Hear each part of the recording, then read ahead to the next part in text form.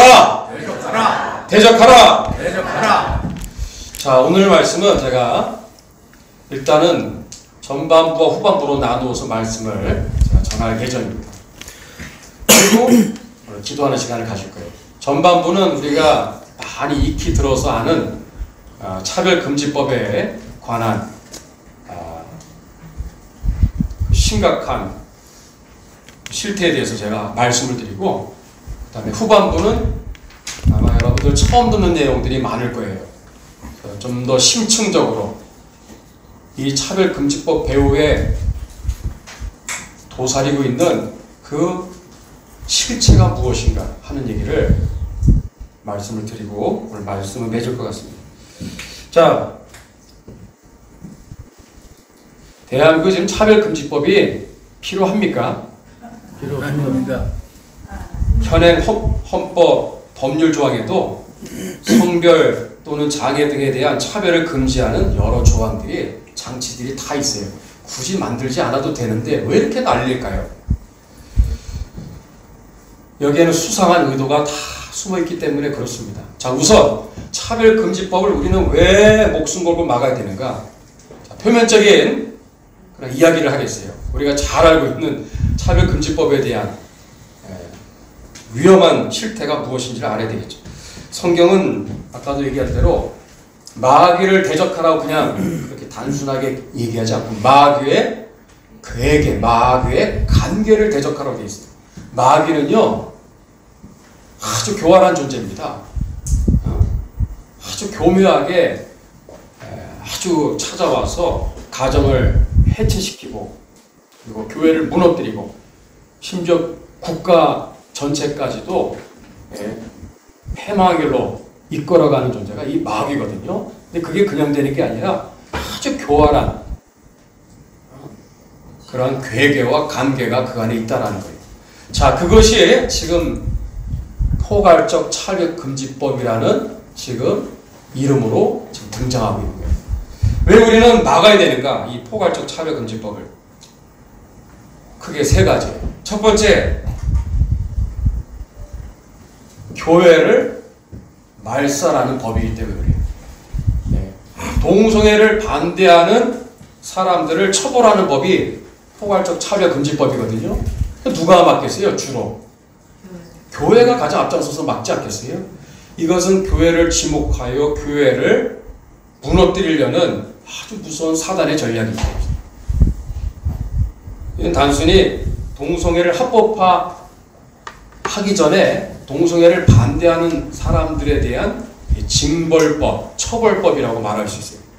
그게 주된 핵심이라고 말할 수 있습니다. 그래서 여러 사례를 한번 말씀을 잠깐 소개하겠습니다. 우리 뭐 다 아는 내용이에요. 어떤 경우가 지금 발생했는가? 여러분, 미국에서는 동성애 커플이 결혼하는데 케이크를 만드는 제과점에 가서 케이크를 만들어 달라고 얘기했더니 우리 크리스찬이에요. 너, 나 안 해. 저는 못합니다. 신앙 양심상 할 수 없습니다. 얼마의 벌금을 때렸어요? 이 사람이 고소했거든요. 13만 5천 달러. 예? 상민아, 이게 얼마나 되는 돈이지 않아? 억 단위야, 억 단위. 케이크 하나 안 만들어줬다고 1억 이상의 그런 벌금을 세상에 줍니다. 근데 이게요, 계속해서 또 그런 식으로 동성애를 거부하고 반대하는 만약에 말이나 행동을 했다 그러면 계속해서 부과가 되는 거야. 계속. 기가 막히네. 그렇죠. 가중처벌이 되는 거예요. 스웨덴의 어떤 목사님이 최근에 동성애를 반대하는 설교를 했어요. 어떤 처벌을 받았어요? 1개월 동안 깜빵에 들어갔다 나왔잖아요. 실형 선고를 받았어요. 세상에. 북유럽은요 이미 완전히 소돔과 고모라 같은 그런 세상이 되어버렸어요. 동성애를 금지하는 이 유인물 피켓을 들고 시위를 했다고 우리 한번 본 적이 있죠. 폭행을 당하고 캐나다 대법원에서 자 판결을 내리는데 7,500달러의 손해배상 판결을 내렸어요. 그리고 더 나아가서 수십만 달러의 소송 비용까지 당신이 다 지불하라고 그렇게 명령을 내리는 정말 기가 막힌 일이 얼마 전에 있었어요. 영국에서는 교회에 동성애자를 사역자로 채용하지 않는다는 이유 때문에 그 교회에 손해배상 판결을 내리는 실제로 그런 일이 있었어요. 이게 남 얘기가 아니라는 거예요. 우리 대한민국에도 지금 성큼 다가오고 있다는 거예요. 왜 우리는 포괄적 차별금지법을 반대해야 되죠? 교회를 탄압하고 교회를 말살하는 법이기 때문에 무조건 막아야 되는 거예요. 동성애를 반대하는 심지어 안 믿는 사람일지라도 동성애에 대해서 반대되는 말을 하면 처벌을 당하는 법이 바로 이 법이에요.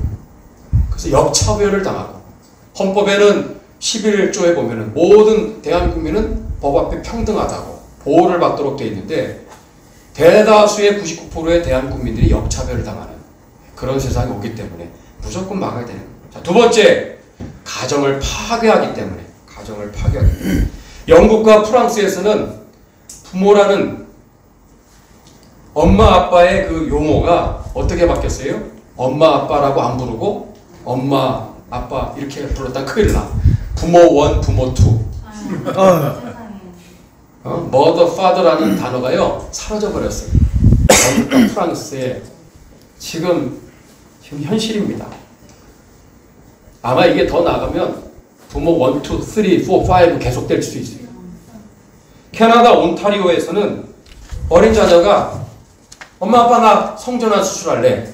엄마 아빠 중에 누구가 그걸 허락합니까? 안 돼! 성전환 수술하면 너 안 돼! 그러니까 애가 고소했어. 어떻게 판결이 내렸죠? 부모의 양육권을 빼앗는 법안을 캐나다에서 아예 통과를 시켜버렸어요. 그런 일이 최근에 있었던 겁니다. 가정을 파괴하는 이건 무시무시한 법이에요. 자, 세 번째, 국가를 파괴합니다.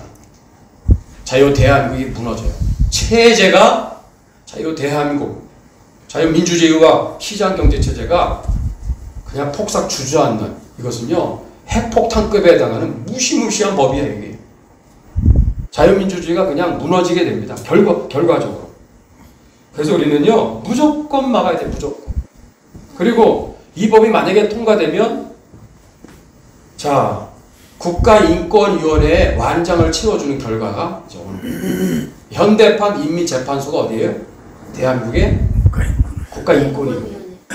2010년에 학문성교, 남성 간의 학문성교, 동성애를 금지하고 있는 군형법, 그 조항 있잖아요. 군형법 그거 폐지해야 된다. 폐지를 지지하는 의견서를 헌법재판소에 제출한 자들이 누구예요?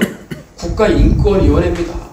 더 나아가 우리가 알아야 될 게 2011년에 국가인권위원회가 어떤 만행을 자행했냐. 한국기자협회와 인권보도준칙을 제정을 했어요. 그래서 앞으로 언론에서 방송에서 동성애에서 부정적인 그런 보도 일체하지 마! 심지어 동성애를 하면 에이즈에 걸리거든요. 이거는 불보듯 뻔한 거야. 그런데 이 얘기를 하지 말라는 거야. 그래서 입을 틀어막고 언론의 족쇄를 채운 바로 그 장본인이 바로 국가인권위원회라니까요. 이런 만행들이 얼마나 지금까지 있었는지 몰라요. 2017년에는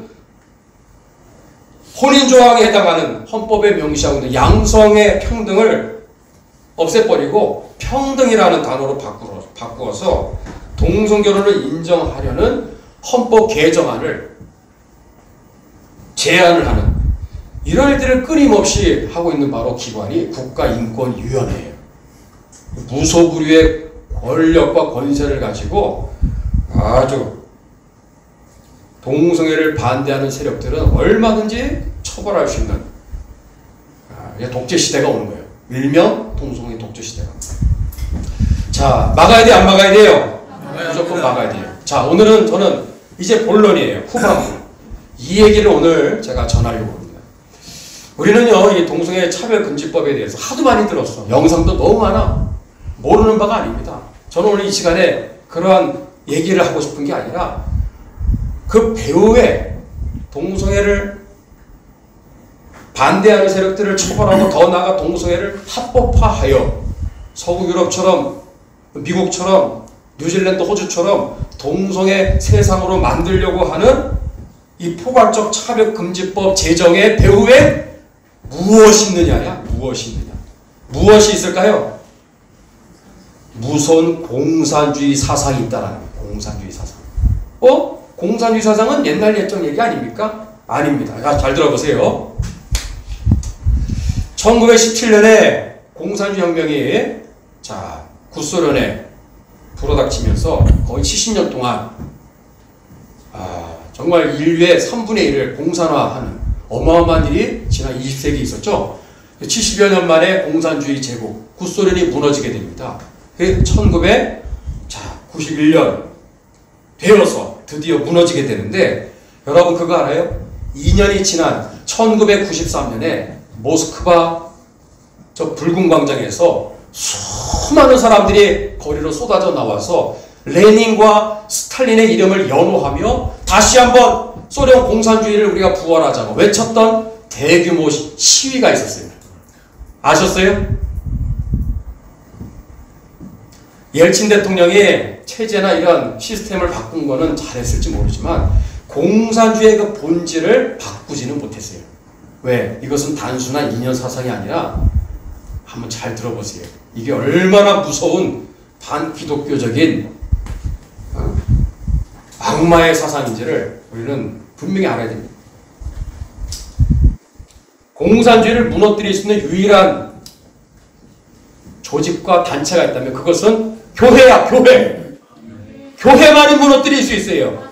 교회만이 공산주의를 진멸하고 지구상에서 정말 뿌리를 뽑고 완전히 우리가 교회만이 공산주의를 상대하여 이길 수 있는 유일한 기관과 단체가 교회일 수밖에 없는 이유를 한번 여러분이 설교를 들으면 그렇구나 무릎을 치게 될 것입니다. 자, 최근에 2015년, 2016년에 구소련에 있는 러시아 사람들을 대상으로 설문조사를 했어요. 놀랍게도 응답자의 60%가 어떻게 대답을 했느냐? 우리는 옛날에 레닌과 스탈린 그 시절에 공산주의 다시 부활을 원합니다. 공산주의 세상을 원합니다. 그래서 60%가 응답을 했다라는 거예요. 놀라운 얘기 아닙니까?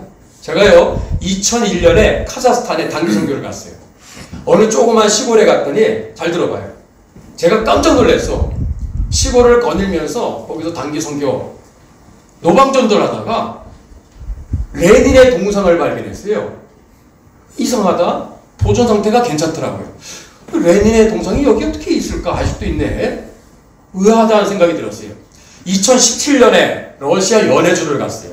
제가 2번 갔었는데 하바로브스크에 갔더니 세상에나 제일 시내 중심가에 레닌의 동상이 있고 그 옆에 마르크스 거리가 있더라고요. 거리 이름이 뭐? 마르크스 거리. 그래서 제가 가이드한테 공산주의가 옛날 옛적 얘기고 다 이제 없어진 줄 알았는데 이상하다고. 여기 있는 사람들이 이거 들고 일어날 텐데 괜찮습니까? 그랬더니 레닌과 스탈린을 아직도 존경하는 사람이 그렇게 많대요. 2017년에 제가 러시아에 갔었을 때 그 얘기를 직접 듣고 충격을 받아버렸어요. 응? 여러분 공산주의는 끝나지 않았어요. 공산주의의 그 유령은 지금도 전 세계를 떠돌아다니고 있습니다. 포장지만 바꿨을 뿐이에요. 자, 그 얘기를 하려고 그래요. 한번 사진 한번 띄워주세요. 공산주의의 창시자가 누구죠? 마르크스. 이 사람 누구예요? 상민아 잘 봐봐요. 누구야? 네가 들어야 돼. 여기 어른들은 안 들어도 돼. 이 사람 누구라고? 어? 잘 안 보여. 일부러 칼라 사진까지 다 준비했다. 산타클로스. 생긴 거 후덕하게 동네 할아버지처럼 생겼지? 근데 이 사람이 얼마나 참 이루 말할 수 없는 인류에게 끼친 해악은요 상상을 초월하는 거야. 이 사람이 언제 태어났냐? 1818년에 태어났어. 여러분 2년 전에 마르크스 탄생 200주년을 기념을 했습니다. 어디에서? 대한민국에서. 대학가에서. 믿어지세요? 대학가에서는 매년마다 마르크스 이 세미나를 합니다. 대학가에서. 그 열풍이 대단합니다. 마르크스의 유령이 지금 대한민국에 지금 와 있어요. 지금. 이 사람이 1818년에 태어났는데 이 사람 얘기를 좀 드릴게요. 우선 1848년에 그의 나이 30세가 되었을 때 아주 젊은 나이에 공산당 선언이라는 것을 발표합니다. 그래서 앞으로 공산주의 세상을 만들어야 되겠는데 우리가 반드시 파괴하고 해체시켜야 될 5가지 대상을 얘기했어요. 첫 번째가 뭐예요? 사유재산제도. 두 번째, 계급을 없애야 된다. 부르주아 계급, 지식계층, 엘리트, 그런 사람들, 가진 자들 다 적대 세력으로 분류해서 없애야 된다고 선언했죠. 또 세 번째가 어떨까요? 국가를 없애야 되고 그 다음에 교회를 없애야 되고 마지막이 뭘까요? 마지막이 충격적입니다. 가정까지. 가정을 해체시키고 붕괴시켜야 공산주의 세상이 온다라고 선언을 한 거야. 파괴 선언을 한 거야. 파괴 선언.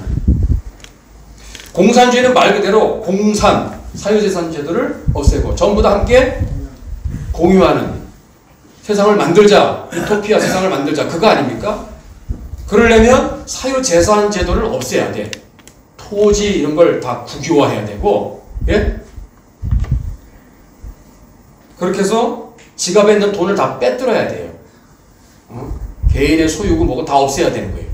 그러면은 공산주의 세상이 온다라고 주장하고 있는데, 자, 근데 사유재산 제도를, 자, 만약에 폐지시켰어요. 없애버리는데 성공했어요. 그러면 공산국가가 올까요? No! 아니라는 거예요.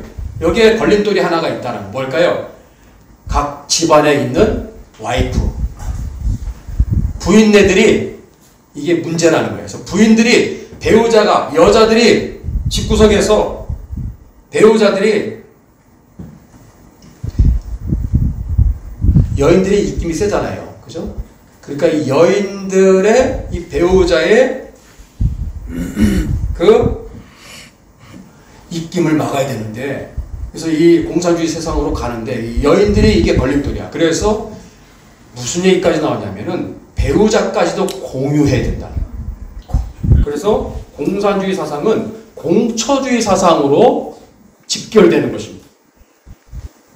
그래서 완전히 그냥 여자들까지, 부인들까지 다 공유를 하는 그런 생각을 가진 사람이 바로 이놈이야, 이놈. 마르크스. 그 목적은 가정을 해체시키고 파괴하기 위해서예요. 그래야 공산혁명을 완성하기 때문에. 그래서 여러분, 오늘날 이 사회주의 공산주의 사상을 추종하는 종북 좌파 세력들을 가만히 보세요. 성희롱과 성폭력 사건에 연루되지 않는 사람이 있다 없다? 없다. 아마 한 사람도 없을 거예요. 그 왜 그럴까? 그 사상의 뿌리에 공산주의 또는 공처주의 사상이 있기 때문에 그래요. 이게 무서운 거예요. 실제로 이 마르크스는요, 그런 삶을 살았어요. 자기 부인 놔두고 하녀가 있어, 하녀.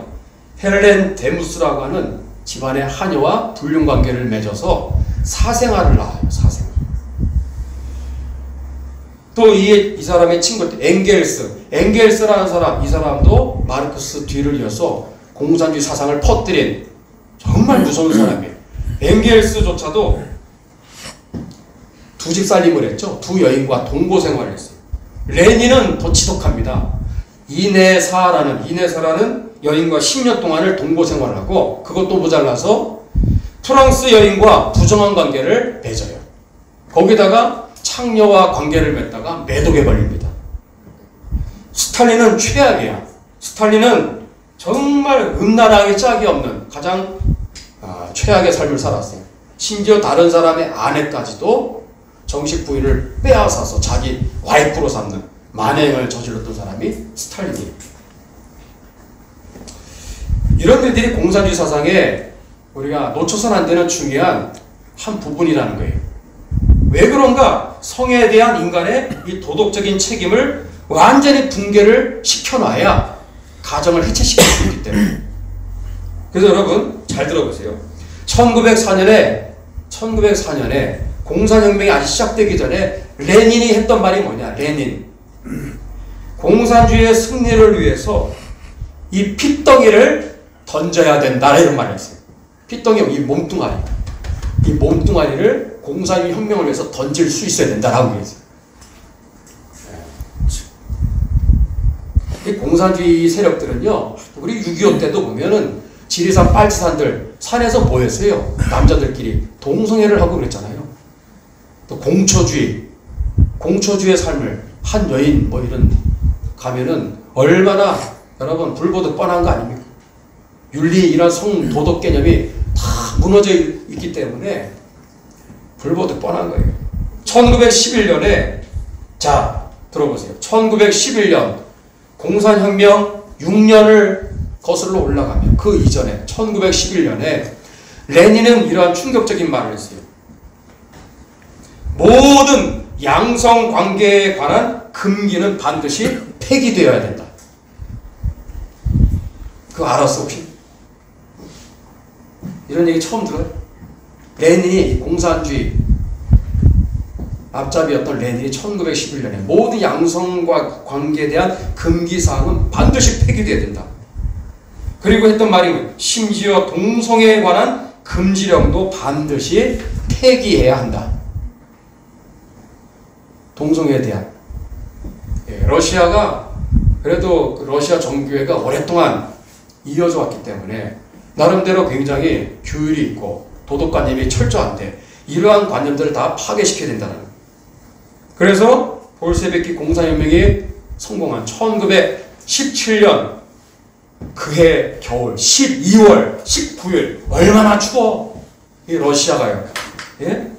근데 레닌이 뭐라고 발표했느냐? 결혼을 폐지하노라. 결혼 폐지 발표를 합니다. 그리고 놀라운 것은 동성애 처벌에 대한 조항을 취소한다라고 발표했습니다. 1917년 12월 19일. 아마 이런 얘기 처음 들을걸요? 그러니까 공산주의는 이 동성애와 항상 같이 간다는 것을 잊지 말아야 돼요. 예? 그게 공산화의 전략이기 때문에. 예? 이 레닌이요, 권력을 잡자마자 했던 게 뭐냐? 붉은 광장을 시작으로 도시마다 나체 시위를 이제 개최합니다. 이게 다 퀴어 축제의 다 효시라고 할 수 있습니다. 빨가벗고 진짜 다 홀라당 벗고 나와서 남녀가 나와서 피켓에 뭐가 써 있어요? 수치와 부끄러움을 타도하자. 수치와 부끄러움을 타도하자. 수치와 부끄러움은 소비에트 인민의 과거 부르주아다. 부르주아의 잔재다. 다 없애버리자라고 외치면서 거리를 활보하게 한 거예요. 여러분 이 서울시청에서 저렇게 퀴어 축제를 한 이유가 뭐예요? 이게요 우리 대한국민들 속에 있는 이 전통적으로 내려오고 있는 이 소중한 도덕적인 성윤리의 이 개념을 파괴시키는 효과를 가져와.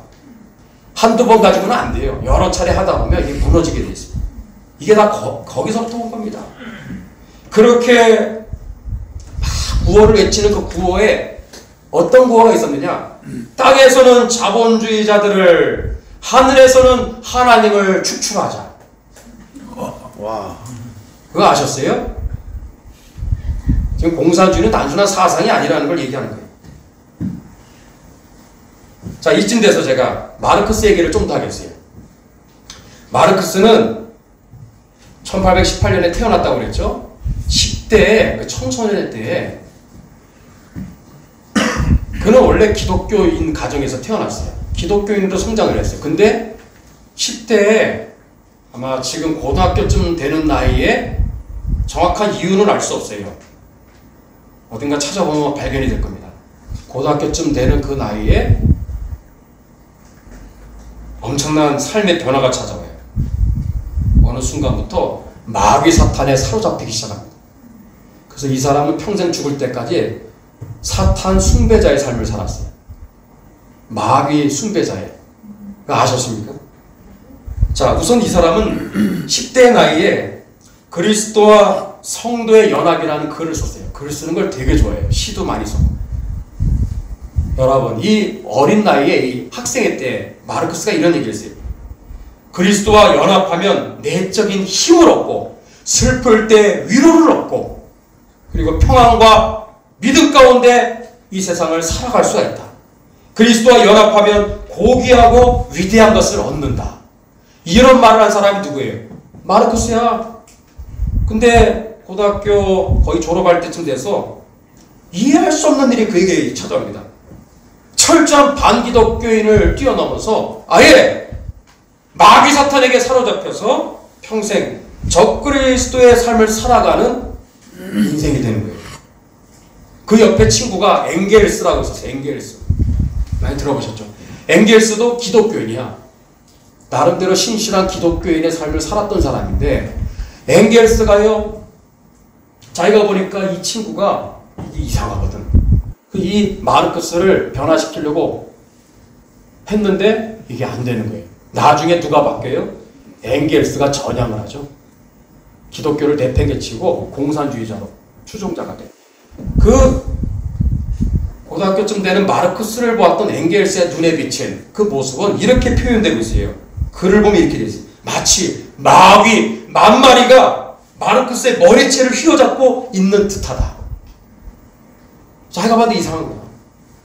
실제로 마르크스가 이런 말을 했어요. 그 학창시절에 나는 위에서 다스리는 그 존재에게 직접 복수하고 싶다. 하나님께 복수하고 싶다는 거예요. 우리가 착각하는 게 마르크스가 정말 찌들어지게 가난한 정말 삶을 살아서 이러한 환경의 요인이 아닌가 그러는데 천만에 다른 친구들보다 훨씬 더 잘 살았어요. 부유한 가정에서 태어났고 자랐어요. 한 번도 배를 골아본 적이 없어요. 프롤레타리가 아니라 그 사람 자체가 부르조의 삶을 살았던 사람. 그러니까 환경의 문제가 아니라는 거예요. 어느 순간에 마귀 사탄이 개입을 한 거예요.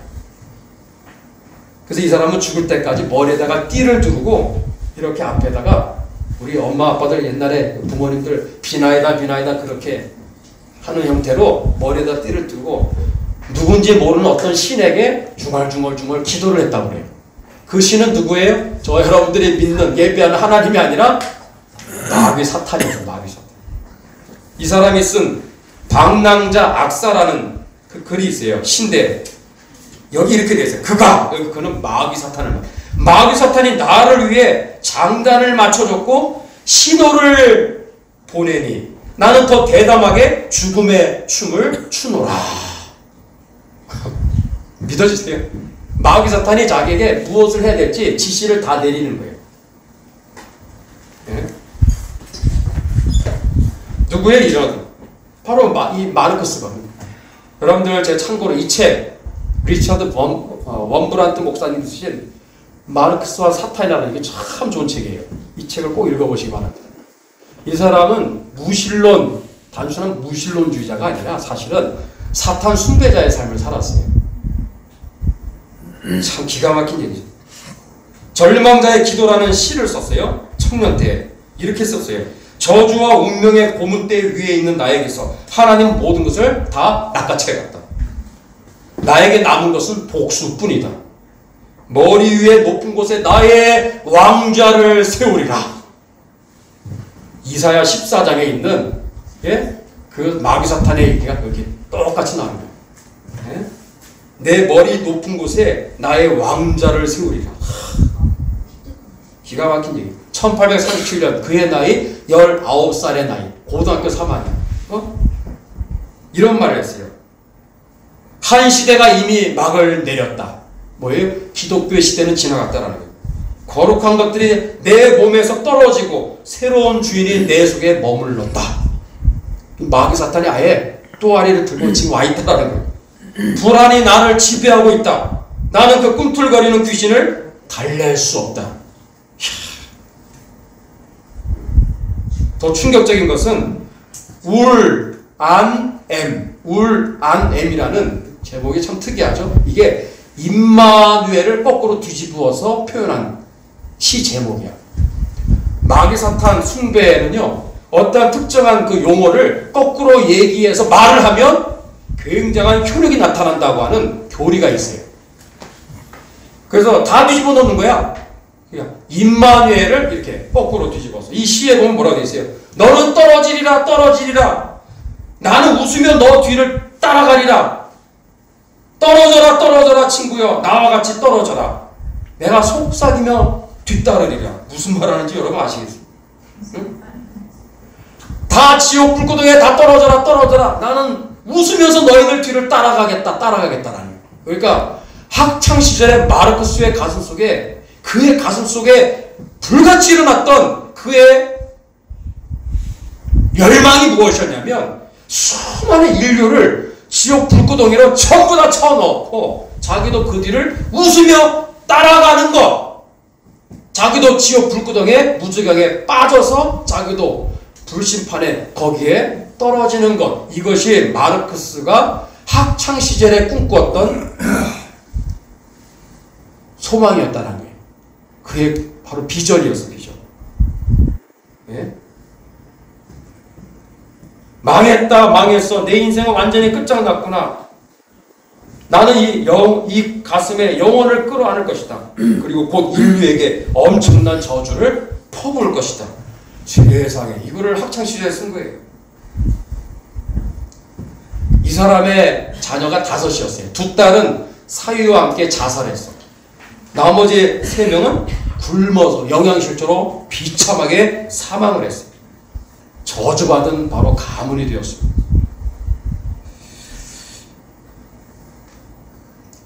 레닌의 공산혁명이 성공했을 때 저 붉은 광장을 시작으로 땅에서는 자본주의자들을, 하늘에서는 하나님을 축출하자. 그것은 누가 가르쳐준 구호예요? 마르크스로부터 배운, 마르크스한테 전수받은 사상이었습니다. 그러면서 아예 시작부터 하나님을 대적하는 반기독교적인 적그리스도임을 처음부터 다 보여주는 거예요. 공산혁명 시초부터.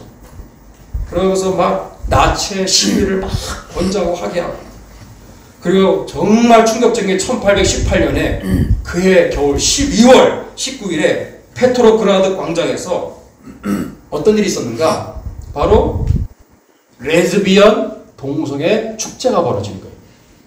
공산혁명이 완성되고 그 1년 뒤에. 왜? 동성애 바로 처벌을 취소하고 결혼을 폐지한 바로 1주년을 기념해서 레즈비언 단체들의 대규모 축하 행사가 있었던 거예요. 그거를 보았던 레닌이 그렇게 기뻐했다고 그래요.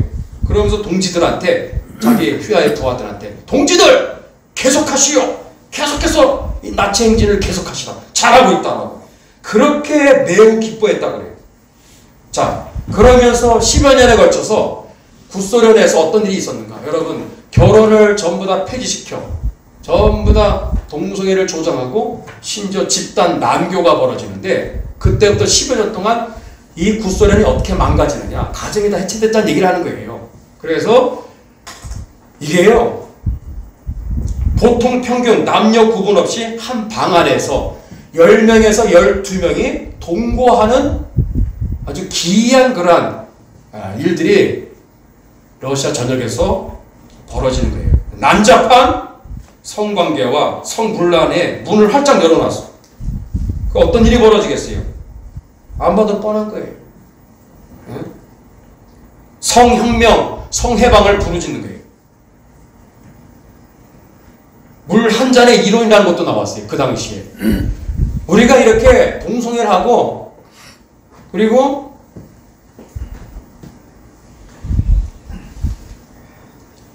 심지어 난교의 이러한 행위를 하는 것 자체가 물 한 잔 마시는 것처럼 별거 아니다. 그거 아무것도 아니다. 죄 아니다. 그런 식으로 마비를 시키는 이런 이론들도 나올 정도로, 그러면서 10여 년 동안 어떤 일이 벌어졌을 것 같아요. 사생아들이 막 일어나면서 도대체 이 아이들을 돌아볼 수 있는 사람들이 한계에 이르게 되는 거예요. 그래서 20년대 말에 결국은 이 모든 성 정책을 다 취소하게 됩니다. 이거는요, 중국의 바로 어택동 공산화 과정에 있어서 똑같이 반복이 됩니다. 예, 희한하죠. 그런 일이 찾아왔는데, 자, 다음 사진을 보여주세요. 그래서 공산주의 역사에 아주 핵심적인 사람들, 특별히 이 성윤리를 무너뜨렸던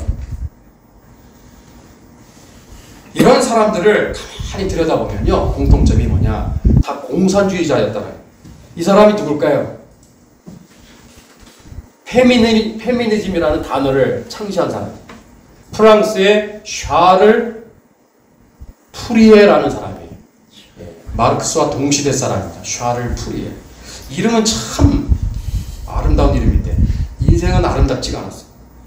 이 사람이 페미니즘이라는 단어를 창하는 사람. 페미니즘이 뭐죠? 기존의 남성 중심의 가부장제의 이 사회 이 전통을 다 전복을 시키고 뒤집어 엎어서 여자들, 여성 중심의 그러한 세상으로 만들겠다. 이게 페미니즘인데, 그렇게 되는 게 아니라 이제 거꾸로 사실은 되는 겁니다. 사실 우리가 알아야 됩니다. 페미니즘은 정말 이거는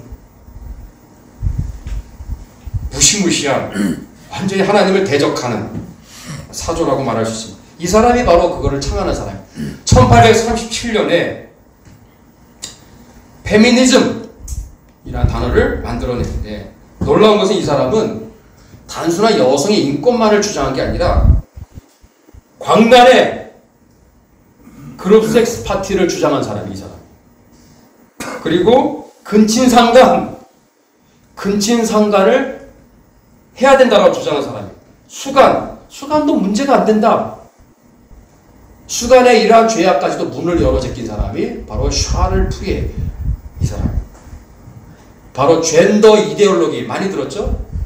엄한 잡동사니 같은 젠더 이데올로기의 바로 효실, 원조가 샤를 푸리에입니다. 오늘날 동성애 운동과 퀴어 이론의 선구자라고 말할 수 있습니다. 예. 그러면서 오늘날까지 오게 된 거예요.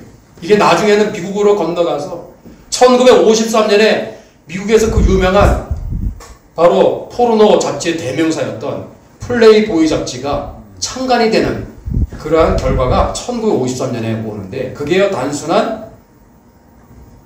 플레이보이가 그냥 또 하나 만들어졌구나가 아니라 이러한 공산혁명의 일환으로서 같이 가는 겁니다. 그래서 성윤리를 완전히 파괴시키고 해체시키고 가정을 무너뜨리는 전략을 우리는 놓쳐서는 안 되는 거예요. 그래서 이러한 일들이 전 세계를 거의 1세기 100년 동안을 점령한 거예요. 그 망령이, 이 공산주의의 이 유령이 지금 대한민국을 덮고 있는 거예요. 그것이 포괄적 차별금지법이라는 이름으로 우리에게 지금 다가오고 있다는 거예요. 이것은 단순한 인권이니 뭐 차별금지의 차원이 절대 아니라, 이것은 대한민국의 자유민주 체제를 완전히 무너뜨리는, 우리의 고귀한 가정과 그리고 생명보다 귀중한 우리가 예배를 드리는 한국교회를 완전히 말살시키기 위한 바로 숨은 이빨이 바로 이 법안에 있다는 사실을 잊지 말아야 되는 거예요. 이게 바로 우리가 반드시 예수 이름으로 꿰뚫어보고 물리치고 대한민국에서 쫓아내야 되는 마귀의 괴계라는 사실을 깨닫기를 축복합니다. 아멘. 마귀의 간계라는 사실을 깨닫기를 축복합니다. 아멘. 그래서 이걸 막아도 되고 안 막아도 되가 아니라 반드시 막아야 되는 거예요. 이 포괄적 차별금지법을 제정 시도하려고 하는 악한 사람들은 다 하나같이 사회주의, 공산주의를 지지하는 사람들이에요. 대놓고 말하면 튕겨나가니까 다 이런 식으로 전략적으로 교묘하게 인권의 이름으로 차별금지라는 이러한 단어를 만들어가지고 한국교회를 이렇게 오히려 역차별하고 무너뜨리는, 만약에 이런 게 통과가 되면 하늘교회도 예외 아닙니다. 그래서 여기에 전도사를 채용할 때 의무조항처럼 만약에 끼워놓고 반드시 동성애자도 채용해야 된다. 안 하면 처벌을 하는 거예요. 담임 목사직을 박탈한다든지, 네? 교회를 또한 폐쇄 조항 또 이런 걸 만들어서 얼마든지 독재를 할 수 있는 거예요. 이런 세상이 불보듯 뻔한 거예요. 자, 오늘 말씀의 결론입니다.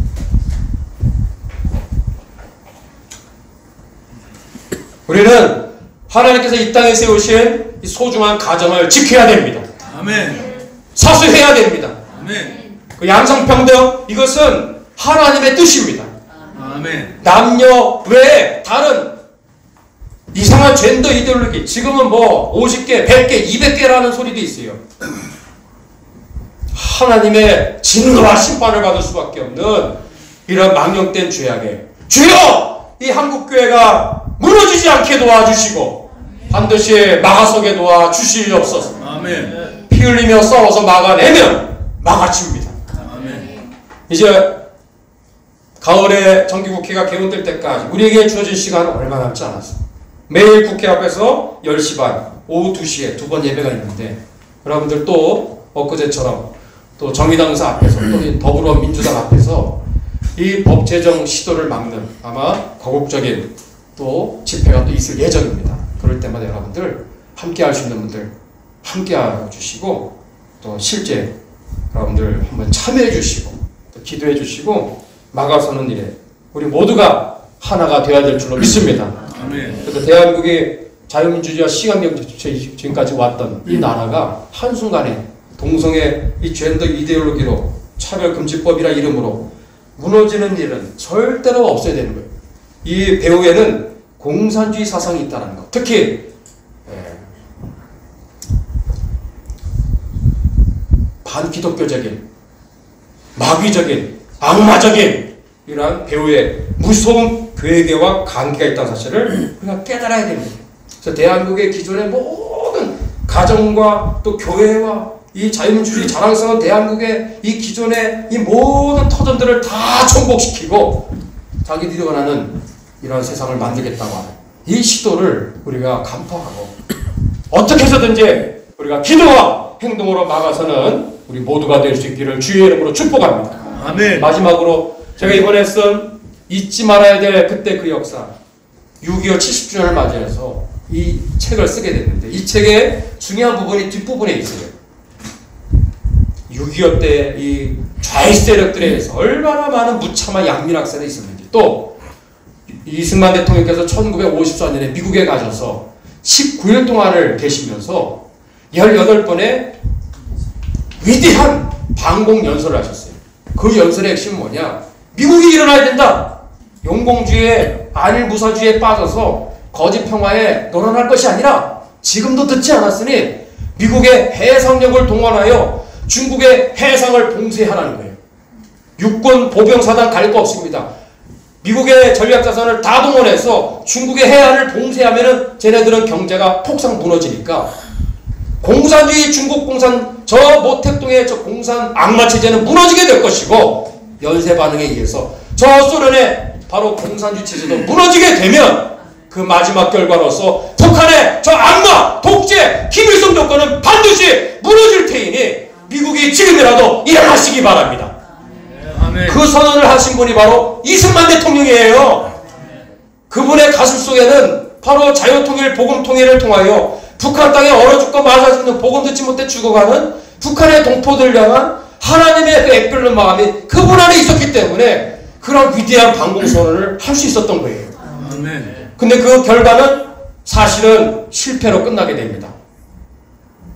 그게 제가 마지막에 썼던 건 이러한 자유통일 복음통일을 이루려고 했던 북한 정권을 무너뜨리려고 했었던 그분의 그 위대한 그 노력들 그것은 중단되고 말았다. 점점점. 그게 마지막에 무슨 얘기예요? 이제 그 바톤을 누가 이어가야 되겠어요?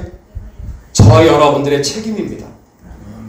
기로에 서 있는 대한민국 여러분 이제 이거를 무너뜨리면 저는 오히려 위기가 기회가 될 줄로 믿습니다. 아멘. 반드시 저 김정은 악마 독재 정권은 무너지게 될 것이고 아멘. 자유통일 복음통일은 이루어지게 될 줄로 믿습니다. 아멘. 이 일에 우리 모두가 한 번 더 힘을 내어서 포괄적 차별금지법 이제 예수 이름으로 명하니 무너질지어다. 아멘. 모든 재정시도가 예수 이름으로 무너질지어다. 아멘. 우리 기도하고 끝까지 싸울 수 있기를 주의 이름으로 축복합니다. 아멘. 두 손을 한번 들어보겠습니다.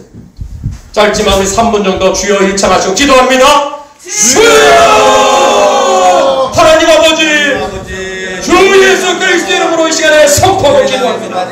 아버지 대한민국을 돕고 있는 이 공산주의의 이 유력, 공산주의의 이 악령들이 포괄적인 차별금지법이라는 이름으로 교묘하게 마귀의 관계와 계획에 의해서 올라 이렇게 소중한 가정들을 해체시키고 무너뜨리고, 심지어 한국교회를 무너뜨리고 자유대한민국이라는 자랑스러운 대한민국 국가 체제를 무너뜨리는 이 악한 정말 마귀의 시도, 마귀의 관계와 계획가 이 차별금지법 속에 무사리고 있다는 사실을 하나님 우리 한국교회가 깨닫게 하여 주시옵소서.